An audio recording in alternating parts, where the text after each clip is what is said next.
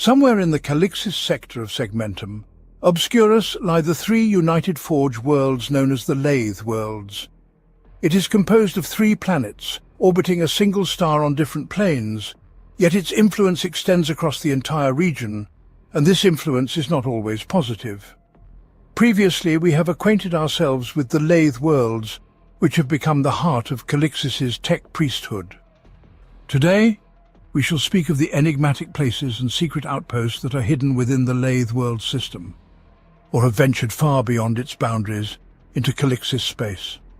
A multitude of anomalies and other unsolved mysteries of the galaxy have caught the attention of the priests of the Omnissiah in the Calixis sector. And shortly after 3 Lather-class ships landed on the surface of the 3 worlds, the explorator fleets began to study the system. Factories, orbital facilities and research stations proliferated among the stars, utilizing the opportunities presented by anomalous zones. This was truly an unprecedented event in the history of the Adeptus Mechanicus, and thus entire explorator contingents were dispatched from Mars to be at their disposal. The task was simple: to fully develop the potential of the 3 ancient fabricator ships. The 3 belts encircling the system were of different origins, and thus each presented particular interest.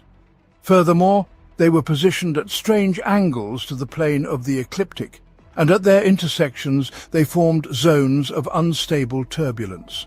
Researchers from Mars and beyond were eager to come to the system to pursue lines of inquiry as varied as gravimancy, cryomantic mining, and kinetic discordance. Distant areas of space were simply filled with research stations, weapon platforms, and agrodome, so the region could exist almost autonomously and withstand a long siege. Many of these regions became ideal data repositories and centers for the study of captured ships, exotic Xenos barges, spacefaring wanderers of various origins, and much more that was delivered to the Forge worlds for countless other reasons. By fate, or by whoever distorts its paths, we have acquired information about the most mysterious objects of the Lathe World system and their associated objects in the Calixis space, and I am pleased to share it. Centanim is the birthplace of something greater than the Forges themselves.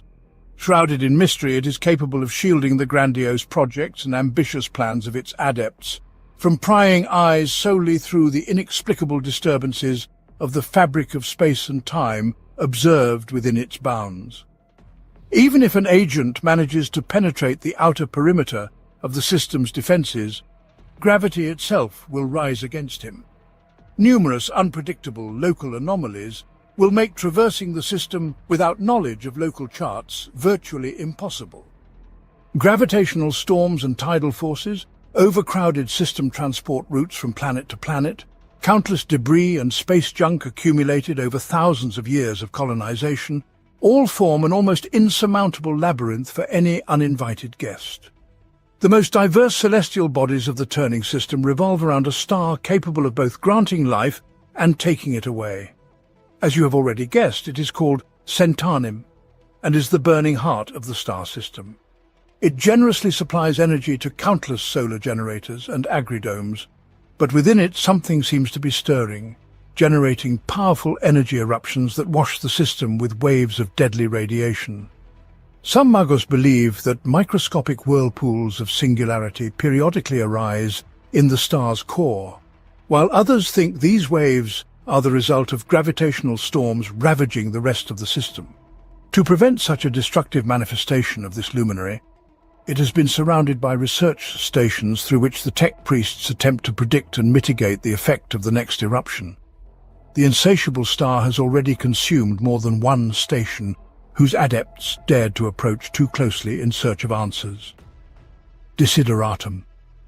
Above the turbulent sea of its temperamental star hangs the scorched sphere of Desideratum, whose wastelands have become the primary testing ground for macro-class weapons. In the orbit of this world lie several stations and platforms which serve merely as mounts for weapon systems. Others, such as the Sagittarian platforms, are equipped with truly fantastic weapons, each being the offspring of disparate data fragments, the legacy of a distant past that excites the minds of historians and military scientists across the galaxy. They are armed with enormous variable caliber cannons, whose adamantium and ceramite barrel plates can move from place to place, granting these weapons the ability to fire any conceivable ammunition. The most inclined towards pure science adept would call such weapons unfathomable. The surface of Desideratum has absorbed so many shells, warheads and energy beams that its original structure remains only a matter of conjecture. The planet has been ravaged beyond recognition, and its depths harbour so many unexploded ordnances and failed volatile experiments that the fabricator of the Lather Worlds has simply forbidden the loyal servants of the Omnissiah from landing on its surface.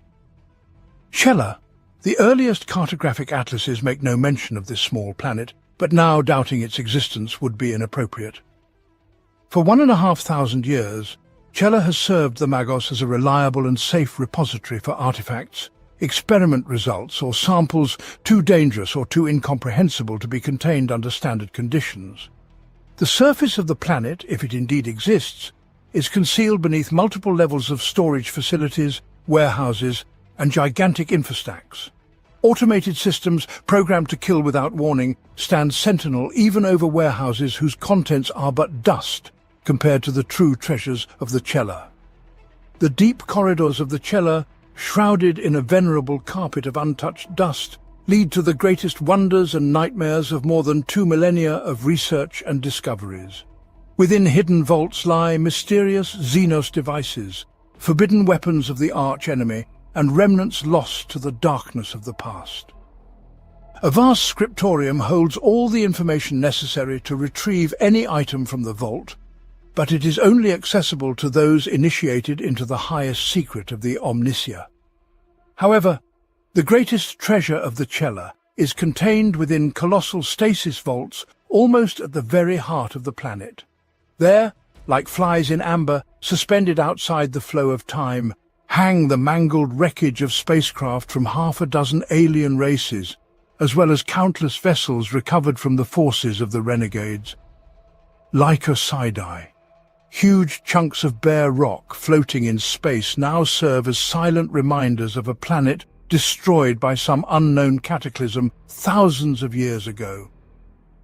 Orbiting around this cosmic-scale tomb, a dead barren moon continues its predestined cosmic journey, unaware of the death of its celestial companion. This is Lycosidai, a fortress world, a bastion of the Omnissiah, the stark and unforgiving home of the Legio Venator within the Lathe system and the armory of the Lathes.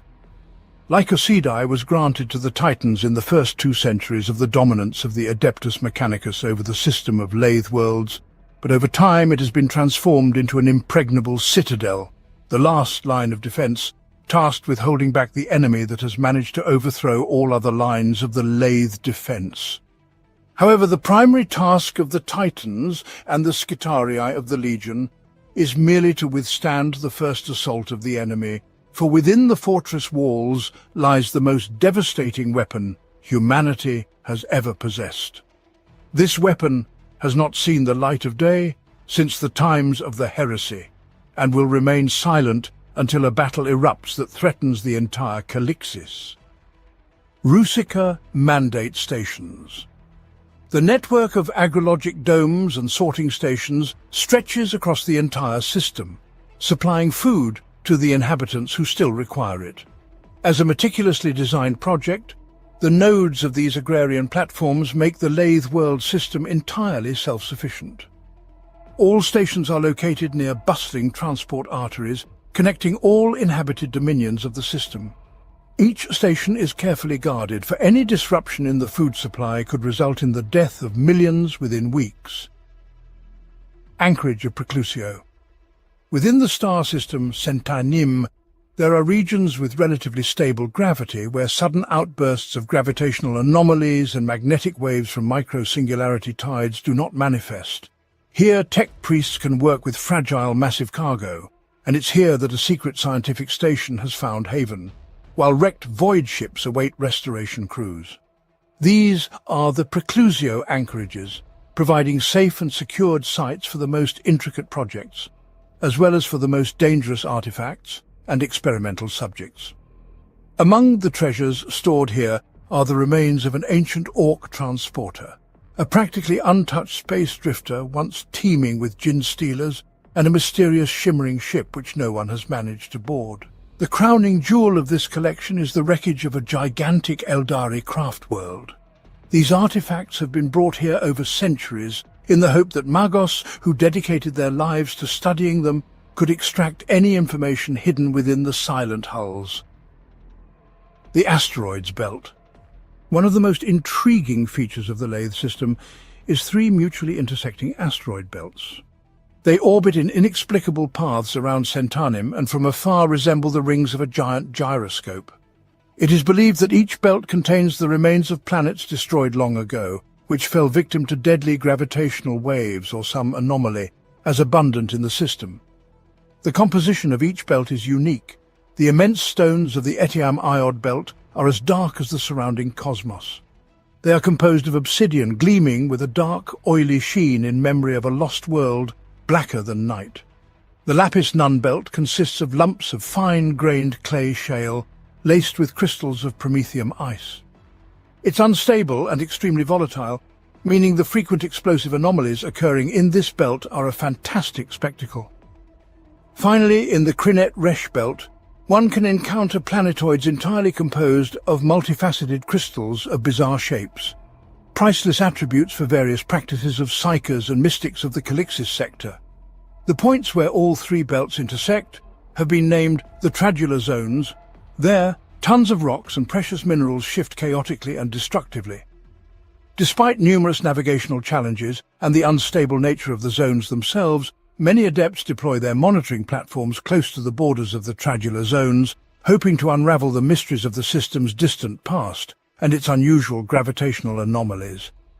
However, the process of studying the Tradular Zone raises more questions than answers, as these points feature constantly changing gravitational activity, and the presence of research stations carries the highest risk. When directly questioned by subsector authorities about the methods of conducting research, the Magos prefer to remain silent, which raises suspicions about Lathe worlds possessing technologies unknown to the Imperium. Excipio stations, the public face of the Lathes. These are the stations most often open to outsiders.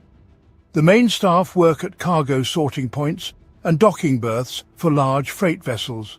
However, there are decks for trade shops, industrial enterprises and other structures that serve as cogs in the system of economic and political interaction of the Magos with the entire Calixis. Each Excipio station is gravitationally stabilized to facilitate navigation and convenience for non-augmented humans, and so-called artificial factoriums are often found here, producing the simplest and most mundane goods. Their purpose is to satisfy the curiosity of Imperial citizens wishing to view an operating forge temple from the inside. Besides bureaucrats of various ranks, one can encounter the lathe pilots here. These are specialists endowed with special augmetics that help navigate the void within the star system. They are knowledgeable about virtually every particle of dust floating in space and informed about the effects of any anomaly and ways to circumvent it. Such specialists exist on every world of the Lathe system, and indeed in any holding of the Adeptus Mechanicus. Diogenes 4. For a tech priest there is no greater goal than the pursuit of knowledge. It is this that drives the explorator fleets into the unknown in search of ancient technologies, fragments of STC, lost forge worlds, and other relics from the times when humanity was ruled by science. They venture into unknown space to disappear without a trace for hundreds of years, others never to return. Diogenes 4 is one such station, a tiny speck illuminated by the blinding and deadly glow of pulsars. There are now hundreds of these stations, their simple and reliable construction serving as an ideal platform for conducting a wide variety of scientific experiments. Its angular hull is entirely covered with docking ports, sensor spires, and filled with equipment necessary for ongoing research aboard.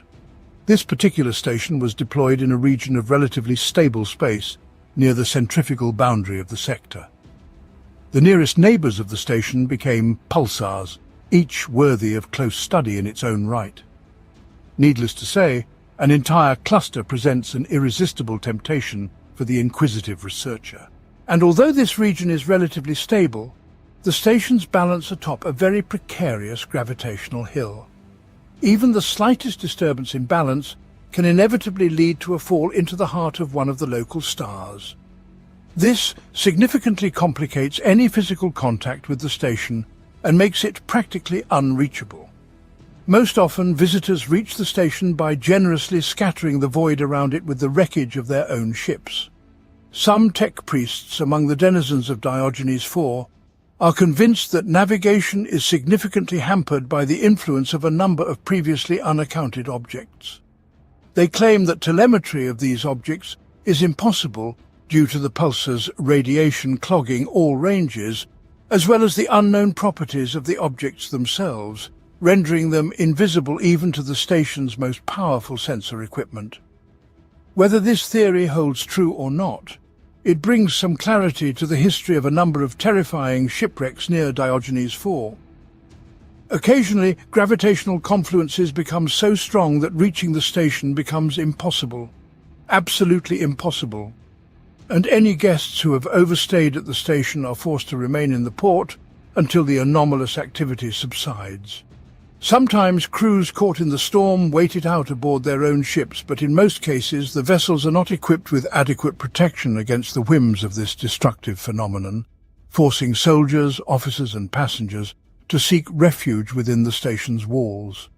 Diogenes itself is not best suited to such conditions either. During storms, its compartments are barely illuminated, and the invisible technical hatches and dangling wiring throughout prompt extremely careful movement around the station. Diogenes IV does not offer many special comforts either, and those that do exist are primarily designed for the tech priest. For these and some other reasons, there are almost no outsiders on the station and almost no inspections conducted by higher authorities.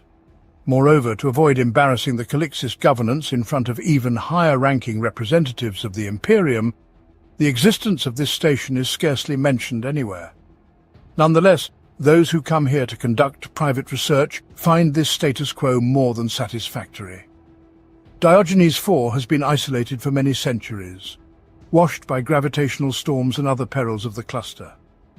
Elderly tech priests busily bustle around the station, tuning their devices for data collection and conducting esoteric experiments whose essence is incomprehensible even to other members of the Adeptus Mechanicus. Thousands of cogitator servitors connect into an extensive network, their impersonal brains' computational power constantly engaged in the processes of receiving and processing vast data arrays from hundreds of sensor vanes that practically stud the station's hull. Hundreds more wander the corridors, dutifully carrying out the mysterious tasks of their masters. Most of the station lies in impenetrable darkness, and its corridors are generously strewn with various debris and fragments of shattered lumen globes. In some compartments, not a single living soul has appeared for years. These chambers lie in complete disrepair and oblivion. Few care about restoring the abandoned halls, and traces of research always hold precedence here. Yet it is precisely in these dark sectors that the most dangerous experiments occur. Countless decades of isolation have taught the inhabitants here to neglect safety protocols and other annoying obstacles on their path to the goal, where success promises far more than any of its consequences. A mind arriving at such convictions steps far beyond what can be called madness. And it is in such conditions that dissent flourishes, bordering on tech heresy. Magos of one of the secret sects are convinced that local pulsars cause extreme thinning of the veil between worlds and intend to find a way to synchronize their pulsations to create a massive warp rift. They intend to adapt it for travel even without warp drives. The fact that through these gates, hordes of demons would immediately surge forth does not concern them in the slightest. Fortunately for now, all their efforts directed at constructing working interstellar oscillators have not borne the desired fruit. Others believe that if the magnetic fields of the pulsars are correctly aligned, it will be possible to open a passage to another section of star space, thereby simulating the interstellar travel methods some Xenos use. That is, they are attempting to create a fragment of the Aeldari webway. Followers of the Lost Talon have dedicated their lives to studying a mysterious relic, whose age dates back to times long before the founding of the sector, and which seemingly resonates with the radiation of the pulsars, and possibly even governs their frequencies. Groups of rogue etheric magos are constantly disturbing the warp with their horrifying experiments. One tiny sect has even gone so far as to revere the pulsars as messengers of the Omnissiah, and now seeks ways to awaken their power through several charges of inverse matter. And these are far from all the semi-mad ideas of secret societies that have found refuge here. Diogenes IV harbours within its walls many such beliefs. Vile offspring of the alliance of darkness solitude with the darkness of thoughts and deeds in the name of the Omnissiah. And with the passage of years, it becomes clear that sooner or later something mad will erupt from this cluster of space, and this something will become a trial for the entire Calixis sector, or even for the entire Imperium. Lacuna. Members of the Adeptus Mechanicus within the Calixis sector maintain whispered accounts of a hidden planet amid the domains of the Lathe worlds. It is not listed in any official registry, and no star atlas contains its coordinates. Those who know of it prefer to remain silent under the threat of death, and only in the most secret and influential societies of the Lathe worlds does this planet gain the name Lacuna. Once Inquisitor Voyitz of the Ordo Hereticus arrived there. Shortly before his sudden death, he discovered a series of later modifications in the data files of the heretic rebel Gelfolum Vosnik, which Voyitz decided were intended to conceal the fact of the existence of a certain ship, or perhaps a planet. The recovered fragments of his final transmission allow us to understand that he did indeed find this black planet, nearly merging with the inky darkness of space. However, the unexpected and sudden destruction of his ship prevented Voyitz from transmitting a more complete report. The astropaths who happened to receive his last message were soon found dead. They were killed in their own cells with an autopen to the heart. The only more or less logical explanation for what happened lies in the nightmarish warning, a fragment of which was recovered from his data files. It was addressed to Voyitz, or perhaps to anyone who dares to set foot on the surface of this planet. The warning sounded as follows: "Everything will be as if you never existed, and only the darkness will mourn your death." Nevertheless, we managed to obtain a few pieces of information from sources that wish to remain anonymous. Lacuna is a small, airless world, the precise location of which remains zealously guarded by the sector. The entire surface of the planet is covered by a layer of pitch-black substance known as Lacuna dust. This dust is completely inert to the effects of electromagnetic waves of the visible spectrum, which, among other things, means that the cloak of darkness is not only impenetrable but eternal. The astonishing properties of the surface, combined with the negligible thickness of its atmosphere, make Lacuna virtually unrecognizable against the backdrop of cosmic blackness, especially in the dim light of the system's sun. Rumors and speculations concerning this planet are numerous and varied, and the answer from the Lathe Covenant to any statements of such nature is always the same. No planets matching the description exist within the holdings of the Adeptus Mechanicus of the Calixis sector. Nonetheless, from time to time, tiny batches of Lacuna dust surface on the black markets of the sector, each time sparking a new surge of talk about this mysterious planet. The only industrial enterprise on Lacuna is the Obsidian Forge. The duty of its ruling fabricator, bearing the title Obscurus, is to ensure that all necessary litanies and services are performed in full accordance with his commands. Within the walls of this isolated complex are sparsely lit workshops and laboratories, populated by tech priests whose mouths and minds are bound by logical seals and hypnotic oaths, and whose hands are incessantly occupied with sifting through and unsealing devices, the mere sight of which would render any viewer awestruck with sacred tremor. Thanks to ciphers embedded in the synoptic cogitators, many of the inhabitants of this forge are simply incapable of realizing what exactly they are engaged in at any given moment. At the heart of the complex, behind rows of automated turrets and cohorts armed with skitari, rise the colossal bronze doors. Each leaf is reinforced with adamantium, adorned with sacred carvings, and interlaced with intricate internal circuitry. Beyond such a formidable passage lies an entire labyrinth of vaults and halls, within whose walls relics and artifacts and the Lacuna are stored. Every sector of this convoluted labyrinth is under the control of a deadly security apparatus, ceaselessly roaming the dark corridors, always ready to annihilate anyone not marked with the fabricator's own permission. Rumours abound that behind the impregnable walls of the Obsidian Forge lie unimaginable treasures, from unknown STCs to specimens of technology dating back to the times when humanity's first stars lay at its feet. The Obsidian Forge is a place where the Skitarii and other armed forces of the Lacuna maintain their silent vigil, awaiting anyone who dares to pierce the darkness surrounding the Black Citadel. The most formidable of their weapons are the deadly Vigiles Servitors. These machines specialize in the destruction of mechanical foes and constitute the first and finest line of defense, the Lacuna. Nonetheless, rumors persist that the Fabricator Obscurus possesses other weapons, capable of annihilating legions with a single shot and downing ships right from orbit. Whether those rumors hold truth or not, no one will answer. But even a hint that there is a single specimen of the legendary Ordinatus platforms makes the planet a coveted target for anyone desiring to gain power and might. The Obsidian Forge is not the only structure on this dark planet. The secrecy of the Lacuna, coupled with its gloomy days and impenetrable nights, draws magos like a magnet, those convinced their work is too important or too risky to attract unnecessary attention. And now autonomous research stations and secret complexes are scattered across the surface of this dark planet. Their exact number is carefully hidden from all but the Fabricator Obscurus. Any such information is deemed top secret. Typically, only those with significant influence and power in the Lathe worlds have a chance to learn of the Lacuna's existence. Not to mention, setting foot on its surface directly requires permission in the form of a document called Cellatus Arcanus. It states that as long as no signs of techno-heresy or planetary-scale threats are detected, its holder is permitted to conduct their research on the Lacuna under a veil of absolute secrecy. One who holds such a permit is wise enough to keep the document itself secret, a source of inevitable strife and conflict. Even on the Lacuna itself, the names of those possessing these documents are known only to the Fabricator.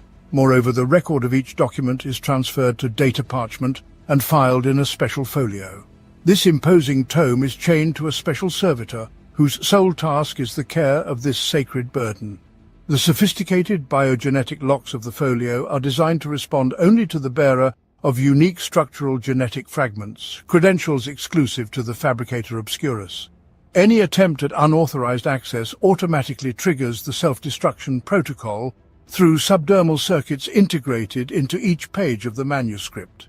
The Fabricator himself is inseparable from another book. Its pages are concealed from prying eyes by black shutters, locked by magnetic seals and auto-cyclic seals that have been thrice anointed with blessed oils following rituals of encoding. It is said that this book contains physical copies of STC and other treasured secrets of the Lacuna. It is truly a holy scripture, and its safekeeping is among the greatest responsibilities of the Fabricator. Due to the lack of direct control, it is unknown which complexes of the Lacuna remain active, what research is conducted there, or whether any inhabitants are alive. Some structures have, over time, changed hands multiple times. The planet is no stranger to the shadow wars of Cloak and Dagger, waged by feuding magos for possession of enigmatic relics and the results of secret experiments. The Fabricator Obscurus casts extreme disapproval upon such deeds. He continuously surveys his domains with a satellite monitoring system and a network of ultraviolet pictcasters. Any display of hostile or ambiguous actions is met with harsh, decisive, and effective measures. Nevertheless, only a few magos dare to make direct accusations against their foes. Such actions would inevitably reveal their own secrets. This situation has led to the emergence of the Act of Illumination, a strategy of gathering evidence against one's opponents, where the timing of its presentation plays a crucial role. The Fabricator Obscurus values this strategy above all and considers it a splendid tool by which to eliminate the unworthy and reinforce his power. Whoever manages to pierce through the veil of danger and intrigue will be honored to experience all the planet's bounties, with no restrictions on supplies from any of the Lathe worlds. The fabricator reviews the communique of each request and endorses the code of its origin with his personal seal. These actions ensure that the prompt processing of such requests benefits the Adeptus Mechanicus.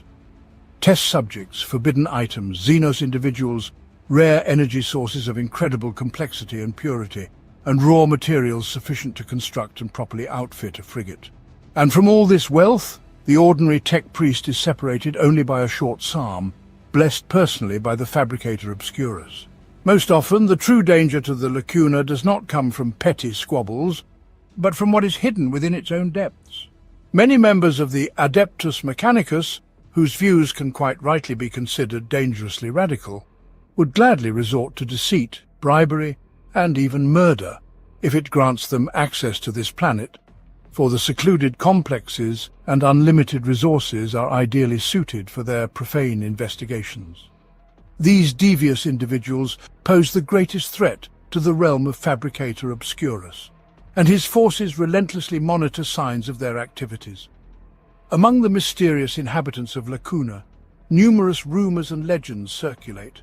One of them tells of a rag-clad Magos, a ghost, and presumably a warp-spawned entity that prowls under the eternal night of this world. Legends say he was once a recognized tech priest who went missing in a disaster that completely destroyed his laboratory and all the fruits of his experiments. It is said he experimented with the warp. Whatever the goals behind these experiments were, at some point everything went entirely contrary to how it was intended, or precisely as intended. Whatever transpired significantly altered the reckless Magos. Now he appears as a ghostly figure shrouded in a soot-stained, tattered robe, whose mechadendrites and augmentations look severely damaged and burned. Trapped between the physical and immaterial worlds, the Magos can freely exist in either, but cannot linger long in either. In the physical reality, he appears only for very brief moments, with intervals between his manifestations stretching into tens or even hundreds of years. Whether this spectre has reasons to remain on Lacuna or not is unknown. Heterodyne. For most of the population of the Calixis sector, the image of a planet under Adeptus Mechanicus control immediately conjures up an industrial, smoke-choked and polluted landscape, in short, a typical Forge world, and most lathe system worlds undoubtedly fall under this template. Any new world coming under Adeptus Mechanicus control will inevitably become a new Forge, a living symbol of the opus machina on a planetary scale. Only a few planets are destined for a different fate, and Uziel is one of them. The Magos have only slightly touched this world and, having taken their seats at the Heterodyne station, they began to observe as the local population is transformed from expendable resources into valuable assets in the service of Lather Covenant. There are few authoritative reports as to when Uziel was originally settled. Most believe it was long ago, in the heady days after the Angevin Crusade completed its holy work and birthed the Calixis sector. Early reports describe it as a barren world, lacking in any notable resources. Its location did not provide any particular strategic value. Nevertheless, the environment and climatic conditions were considered quite. Soon the transport vessel carrying colonists set a course for an uninhabited world, and the people were prepared to settle it, turning it into yet another beacon in the name of the God Emperor, another light in the darkness that was, until recently, truly impenetrable. That light was extinguished. In the sector there were hundreds of other far more important worlds, and no one bothered to find out what had happened to this one. The warp storms that ravaged this region of space would also not have facilitated attempts to reclaim the planet. Years turned into centuries, and Uziel became just another failed colony, scattered records of which were buried in dusty data crypts. By mere chance, another 100 years or so later, the rogue trader Yad Osperu rediscovered this world, narrowly avoiding a crash upon exiting the Immaterium. The long years of isolation had turned the surviving colonists into savages who gathered in groups for protection from beasts. They had virtually no functioning technology left, and those devices that still worked were revered as sacred relics rather than useful mechanisms. Most of the population worked for the ruling elite, who were mutually bound by a series of feudal obligations that integrated almost all the inhabitants into a kind of defensive network. From the history of oral traditions, it became clear that a generation ago the colony was torn apart by a religious schism, and their ensuing civil war destroyed their civilization. The areas where defensive structures remained intact thrived, and soon those who controlled them became the rulers of the lands under their protection. The largest fortification, named Heterodyne de facto, became the center of a new civilization. The rogue trader did not profit from Uziel itself, but the news of his discovery brought him enough resources to completely refit his ship. The Ministorum was already preparing to once again bring the Emperor's light to this world when it suddenly became clear that another organization had been playing its own game all this time, and there was no hope of beating them. A senior factor of the Lathes presented the final proclamation, arrived at through a series of adroit political schemes and trades, the details of which have never been revealed. The Lathes took ownership over the world, a most unusual action given the lack of any clear use to the Mechanicum. External observers could not fathom the interest of the Lathes trinity in this world, as no ores, minerals, or even deposits of archaeotech were discovered there. Even more surprisingly, the incursion organized by the Adeptus Mechanicus proved not to be as extensive as their usual overwhelming presence. Instead, the arrival of the new lords of the planet was accompanied by phenomena remarkable for the sector: peace and tranquility. The colossal ships landed, but at a considerable distance from the castles and fortresses. The emissaries, using their wondrous technologies and concealed augmentics, blended with the local populace, soon occupying positions as trusted advisors to the local aristocracy. Barons and other leaders quickly appreciated the advantages of such cooperation and its invaluable benefit for strengthening their own power. Slowly but surely the seeds found fertile ground. A society already built on submission learned to revere all things mechanical while retaining its primitive way of life. Year by year, preparations were made for the flock to embrace the arrival of the tech priests and the introduction of ever more astonishing technological devices. People bore witness to new marvels. Enormous beasts dwelling in the hills were captured and turned into docile domestic animals, their fury suppressed by chemical implants and their bodies enhanced with mechanical limbs.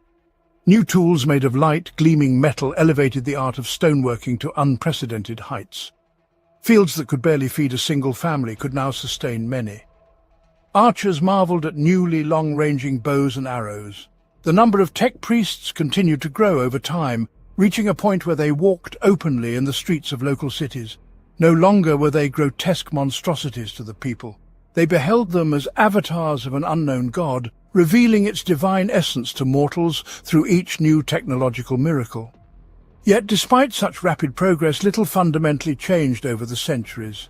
Fields are still tilled and ploughed, although the beasts dragging the plough may very well have cybernetic wheels instead of legs, and the hands sowing the tilled fields are at times made of metal.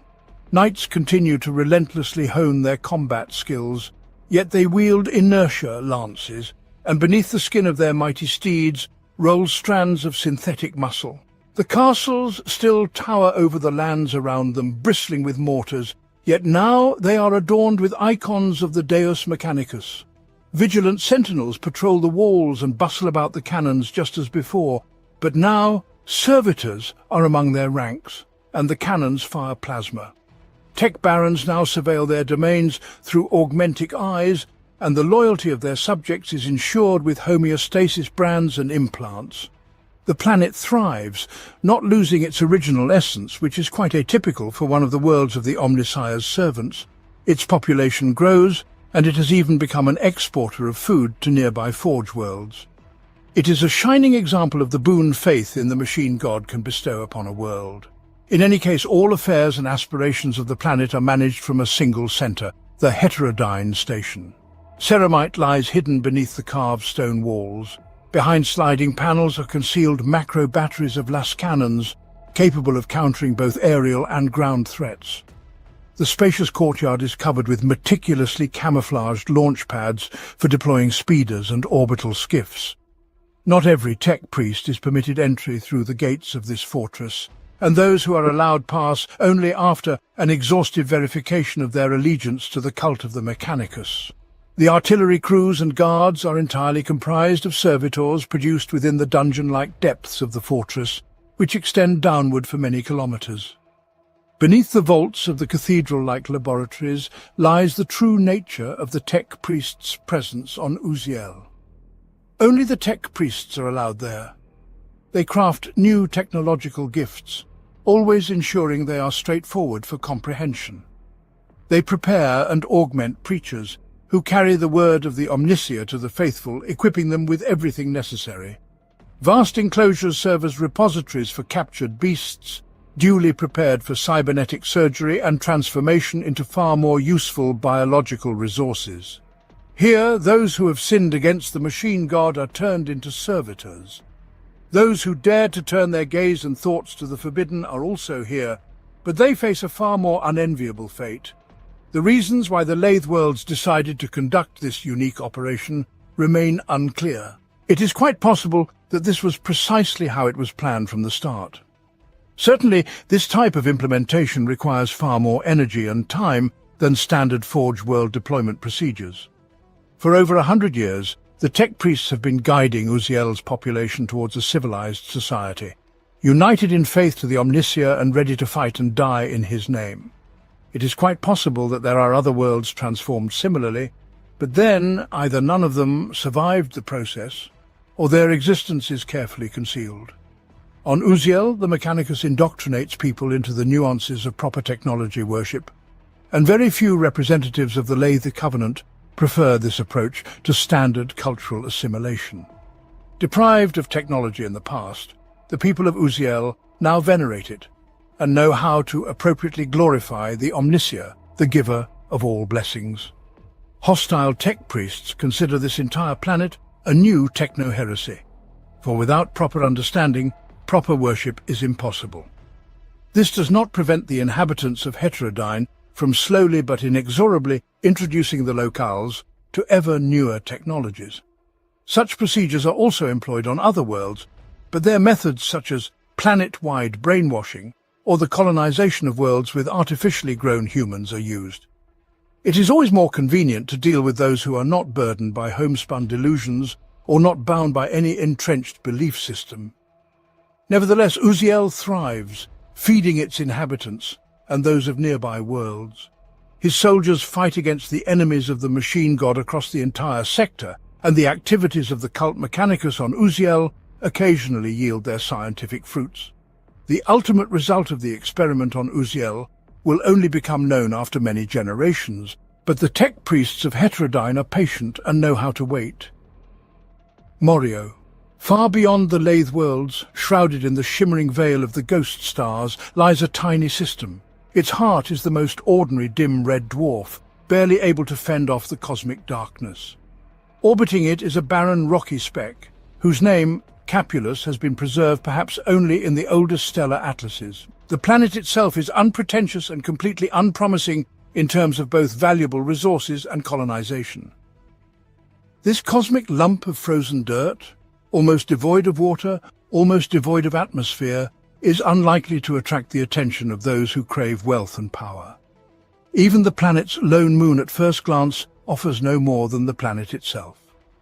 However, the moon's orbit is unusual. It always remains on Capulus's dark side, and not a single ray of light from the system's dim sun has ever touched its icy surface.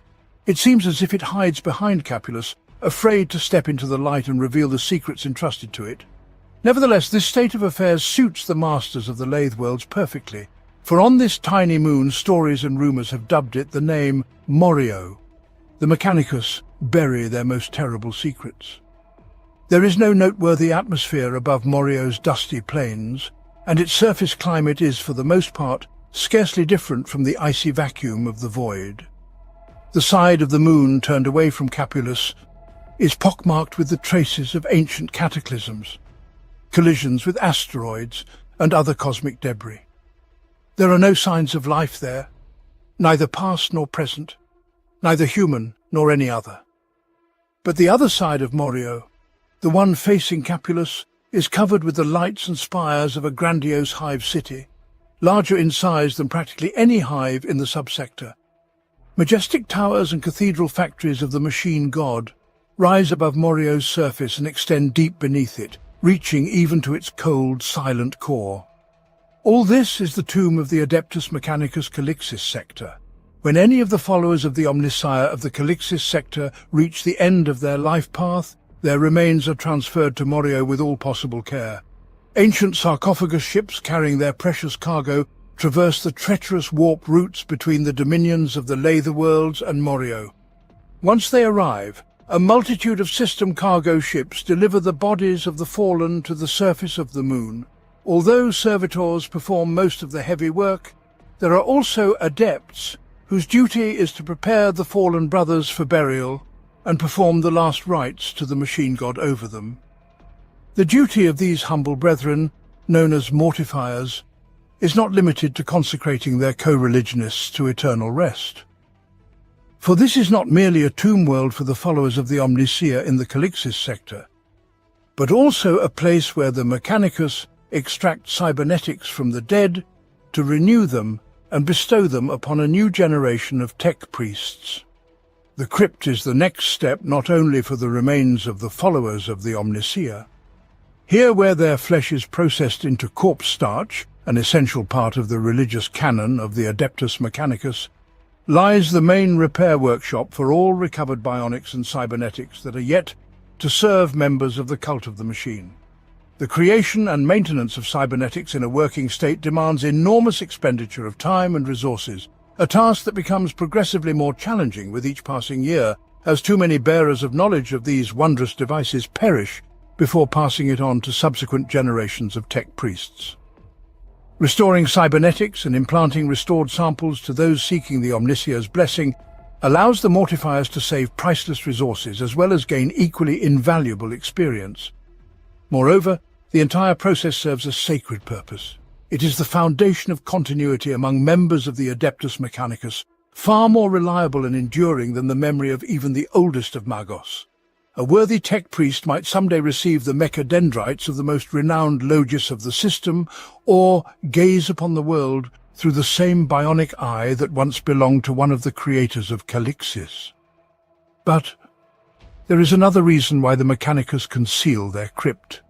Knowledge is power, and it is here that knowledge, which magnifies the strength of the cult Mechanicus, is preserved from oblivion, for on Morio the memories of the fallen are safeguarded. In the deepest dungeons of the crypt, the mortifiers and their servitors tirelessly perform their grand labor. They keep ancient cogitators and data retrieval devices operational, which are perhaps the most complex and delicate machines in the Calixis sector. Here, mortifiers connect the cortical implants and cybernetic synaptic circuits of fallen brethren to a giant system called the Cenotaph of Calixis. Then a series of incomprehensible technomystical processes is initiated, during which accumulated knowledge and experience of the now-deceased tech priests are extracted from the connected devices so they may be accessed in the future. To date, the ability to extract and utilize this information is, at best, in its nascent state. But recent experiments with sacred machines, deemed heretical by some, have indicated a certain breakthrough in this direction. Dark rumors circulate from mouth to mouth about how the Mechanicus might wield this colossal repository of the greatest scholars of the sector. Mortifers recount tales to one another of rare Xenos caught at the Cenotaph. These are typically imprisoned in one of the underground dungeons, from which no one has ever escaped, for nothing must hinder the progress of this great work. When it is complete, its results will be revealed to the sector so that all may understand its greatness, which every true tech priest already considers indisputable. Ryboth System. The Ryboth system is relatively small, with only 3 planets orbiting its dim yellow sun, the scorched rock Ryboth and the gas giant MKZH-12, on whose low orbit is situated the gas extraction station Tranthos Gamma. And although Ryboth is no longer the industrial giant it once was, it cannot be said that its system lacks intriguing details. When the Great Storm hit, Ryboth's many orbital docks and geosynchronous defense platforms were caught completely unprepared. Following the failure of overloaded void shields, numerous local equipment failures quickly merged into a total and catastrophic system collapse. Thus, station by station, the densely populated orbit transformed into a debris-laden graveyard, lethally dangerous to any vessel daring to attempt a landing.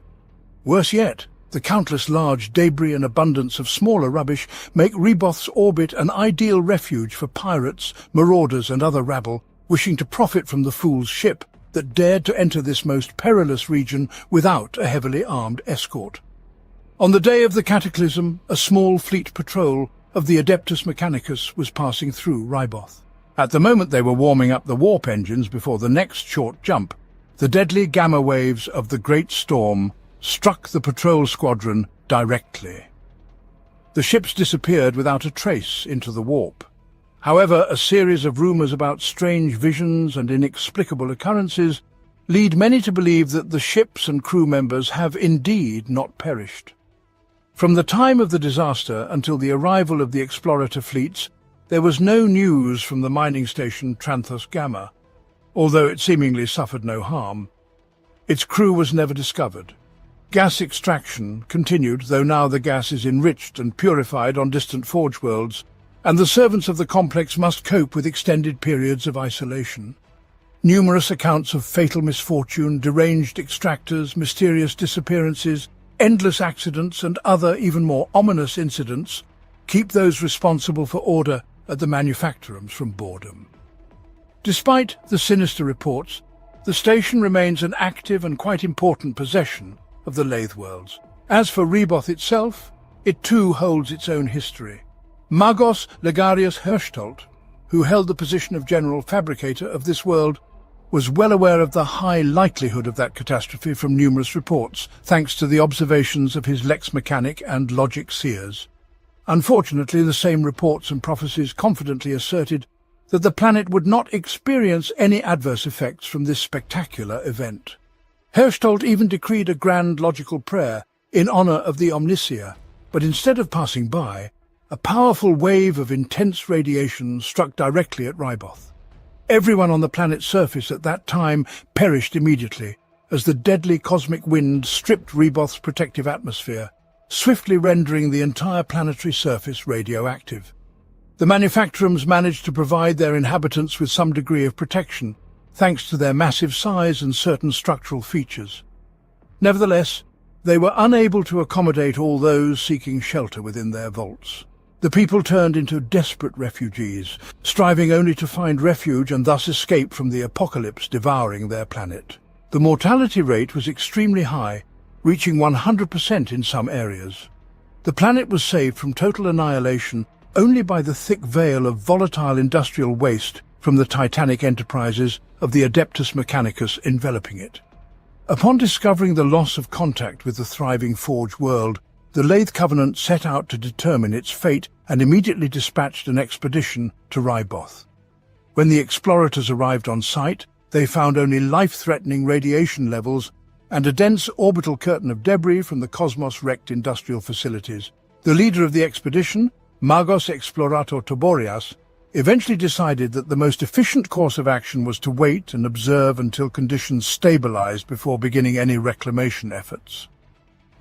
After 200 years of isolation, surface radiation began to decline, and the expedition members finally dared to land.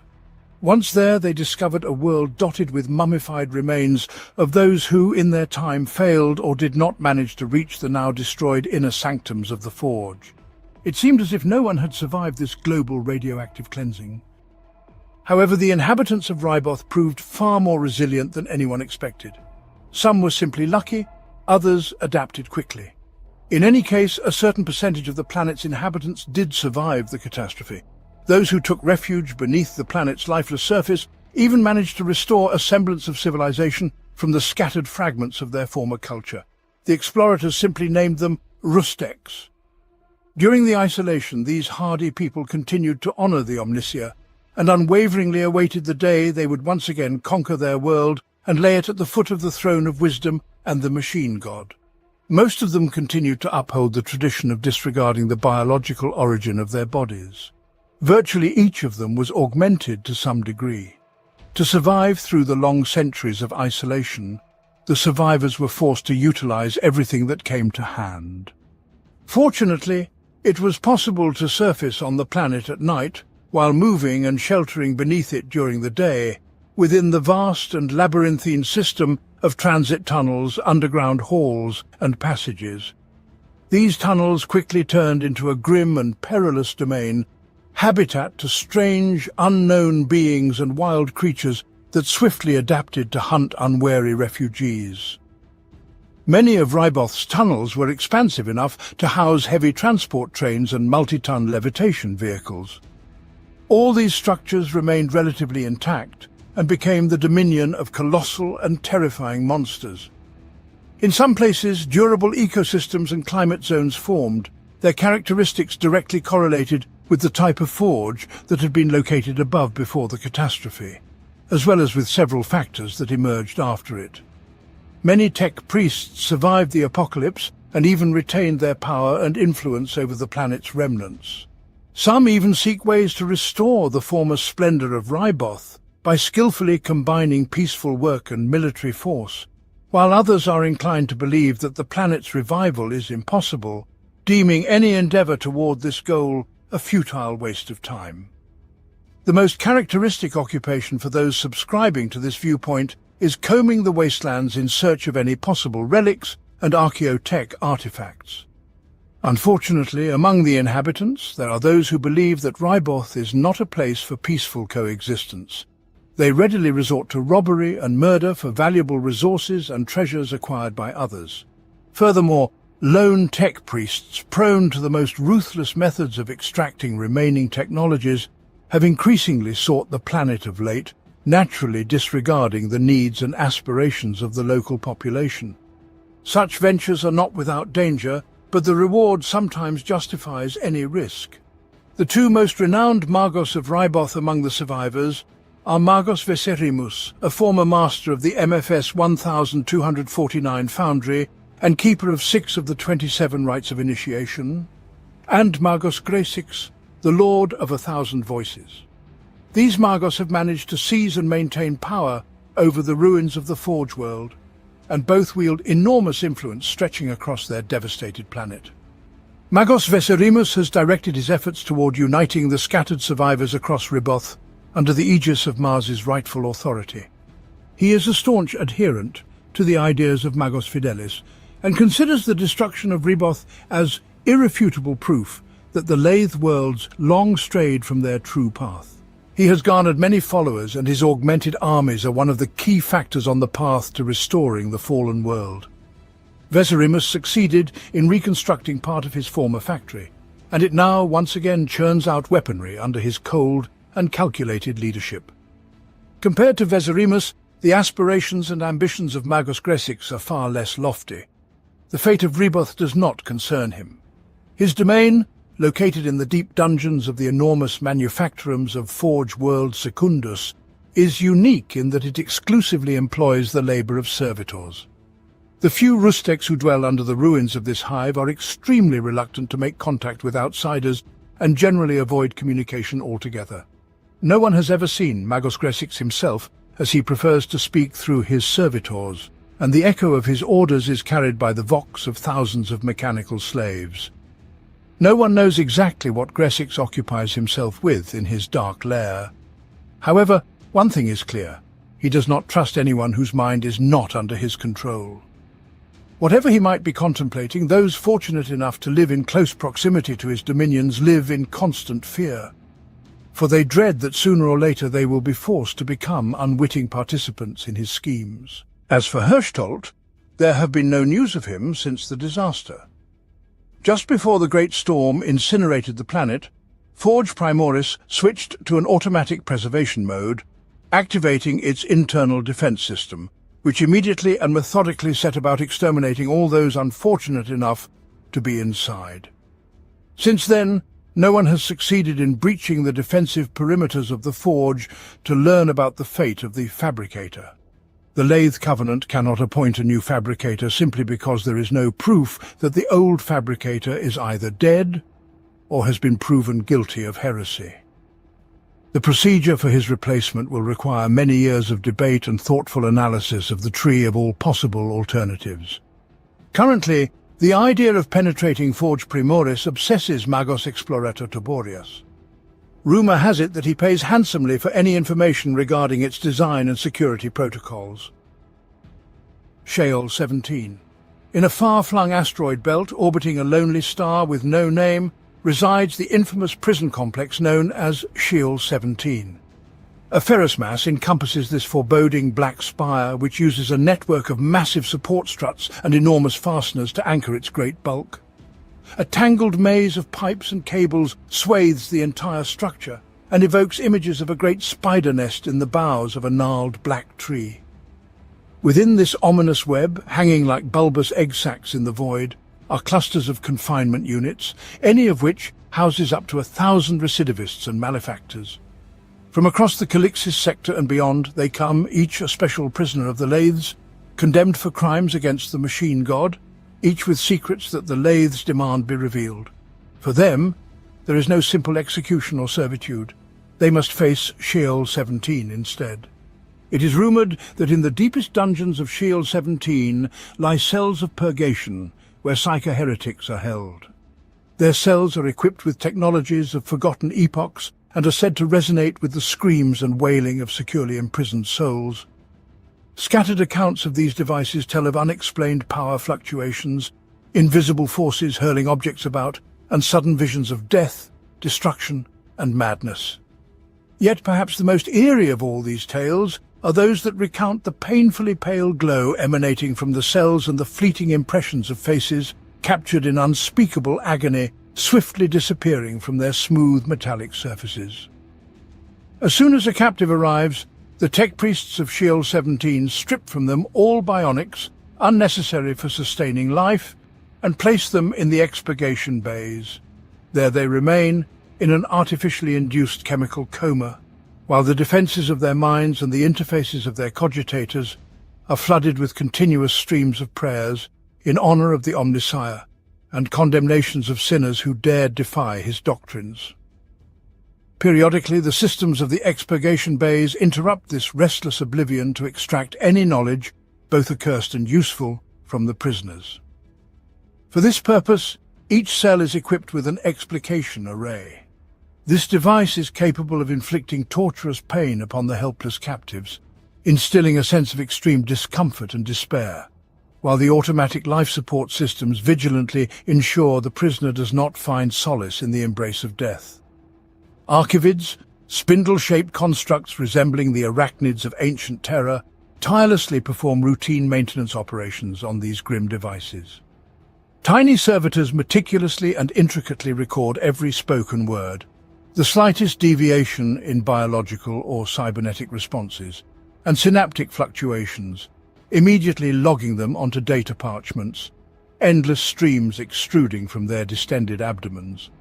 The explication arrays are also capable of interfacing with any implanted cogitator systems and memory coils, ruthlessly stripping every bit of cognitive data from the subject's augmented cortex. Data factorizers, code scrubbers, and other harvesting protocols thoroughly examine all inloaded data for virulent scrap code, corrupt memory files, and other detrimental information.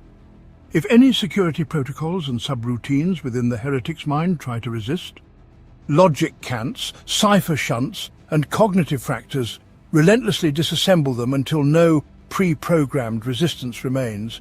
This process of forcefully retrieving data from an augmented brain is absolutely excruciating to the condemned, but the Archivids are unable to respond to such factors, only to record the data acquired.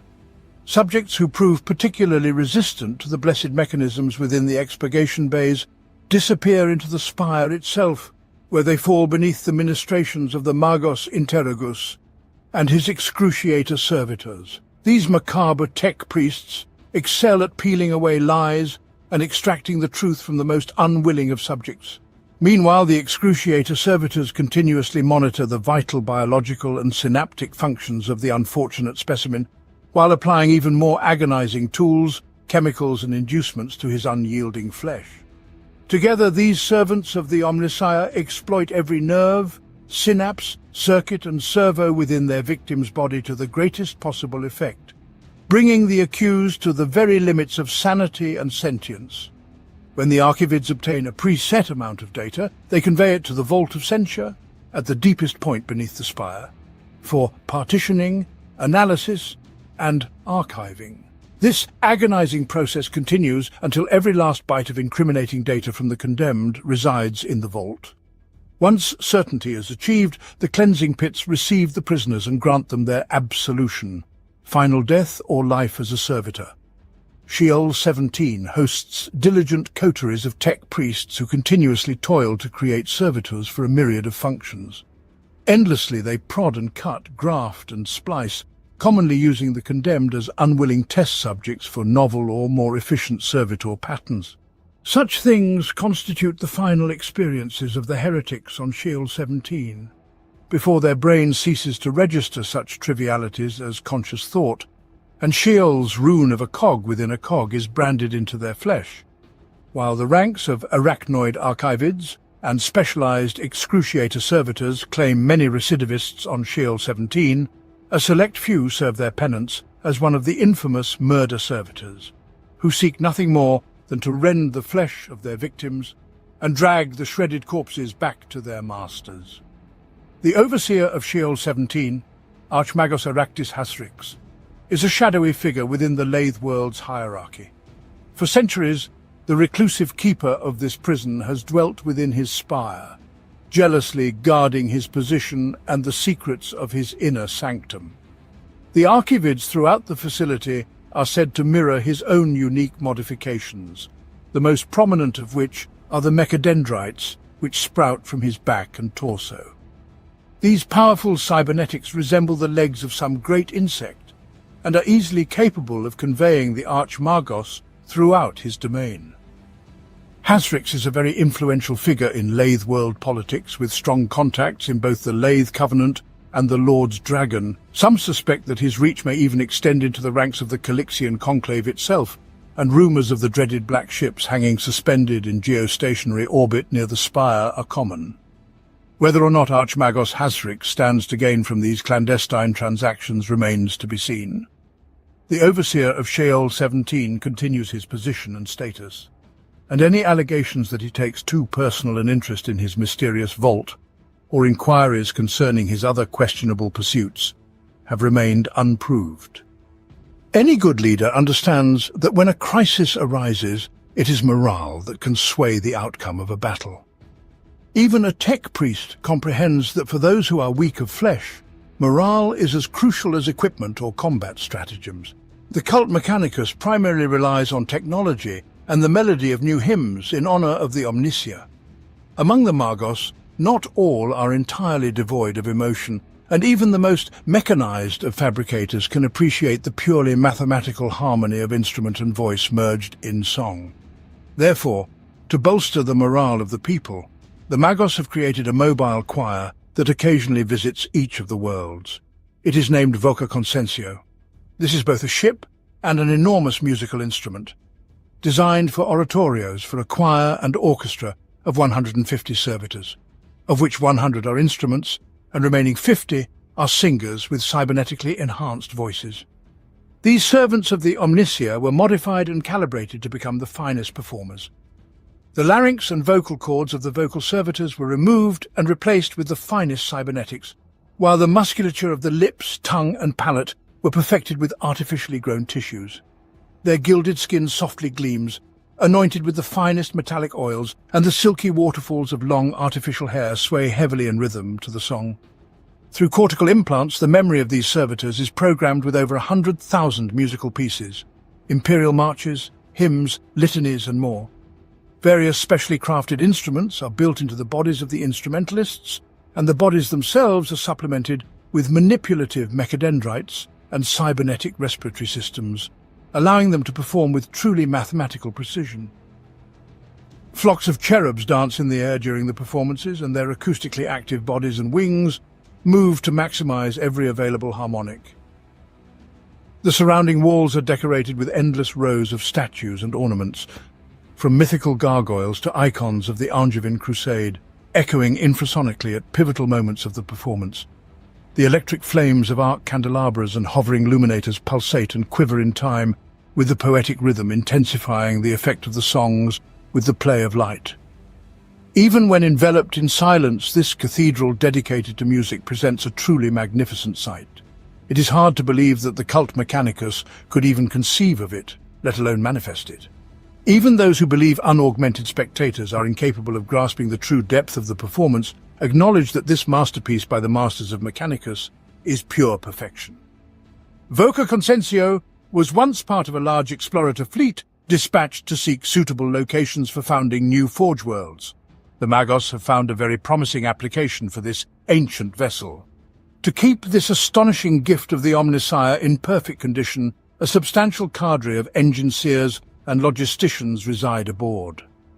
Their task is not only to keep the ship afloat, but also to ensure that the celebrated melodic performances are always carried out with maximum efficiency. Only a few know that the purpose of these performances extends far beyond mere morale boosting. The process of simply tuning the musical servitors is already a non-trivial task. But there are stories upon hearing which one could conclude that there is something more behind the concerts of the Voca Consensio. No, the concept of subconscious programming is by no means new. Its main features are clearly observable in any of the magnificent concerts. The stories suggest otherwise. According to them, the aim of Voca Consensio's performances is not to glorify the Emperor, but to make humanity submissive servants of the cult Mechanicus. Rumors speak of deep, subharmonic data streams woven into the fabric of blissful chorales, algorithmic inducements tied to certain melodic iterations, and even hypno-gestures hidden in the rhythmic movements of performing servitors, turning the choir and orchestra into instruments of converting humanity into slaves of the machine god. There is, of course, no evidence of this, but many carefully watch both the ship and its captain, the once disgraced but now prominent tech priest known as Lexil Cantus. Magos Cantus hails from Ladahet, and his career was initially associated with research in cybernetic augmentations and programming. However, his rise was interrupted in the most scandalous manner. Persistent rumors claimed that he was using forbidden Xenos technologies in his work. Whether these rumors were true or fiction remains unknown, but they quickly led to Cantus's exile. He was nearly branded a heretic, but certain connections within the Lathe Covenant allowed him to avoid that fate. He barely managed to secure passage on the first ship leaving the system. It was a rickety, barely functioning vessel capable of leaving orbit. But persistence is one thing Cantus never lacked. In 5 years, Magos not only completely restored Voca Consensio to its original state, but also improved its onboard Auspex systems, increased the efficiency of its engine plasma conduits, and carried out a series of other experimental modifications, some verging on blasphemy. It is said that while Cantus was toying with the astropathic Imagosnerium, the fabricator experienced an epiphany. He conceived the idea that the combination of properly harmonized voices could reveal to the sector a sign of the true light of the Omnissiah, while also facilitating some more pragmatic endeavors. Thus the disgraced tech priest was once again summoned to service. Currently, Cantus leads an entire battalion of tech priests engaged in the operation and maintenance of the Voca Consensio, both the vessel itself and its choir. Their secret labors across many worlds throughout the sector ensure the glory of the Omnissiah soaring to new heights, and the machine cult in his name, a new congregation. Those who work with Cantus personally witness his obsession with enlightening as many souls as possible with the art of the choir. Some believe this is how Cantus sees his path to gaining a position within the hierarchy of the Lathe worlds. There are, of course, those who whisper of far darker designs. They are convinced that he is not merely paving his way back, but seriously aiming for the position of Fabricator General. The new surge in his influence has not gone unnoticed, and those who still remember his past deeds are sure that he has the wit to unleash masses of religious fanatics against Costella and his Copper Guard. Alter Templum Calixis, Ext 3. Beyond the Drusus marches lie 2 unremarkable stars. Orbiting the larger of these, named Rubicon II, revolve several mundane planets. The system itself is absolutely indistinguishable from many thousands of others, except for one detail: its immediate proximity to one of the most significant natural phenomena of the region, the Coronis Passage, also known as the Maw. This stable passage provides a relatively safe route through mighty warp storms to the mysterious region of space known as the Coronis Expanse.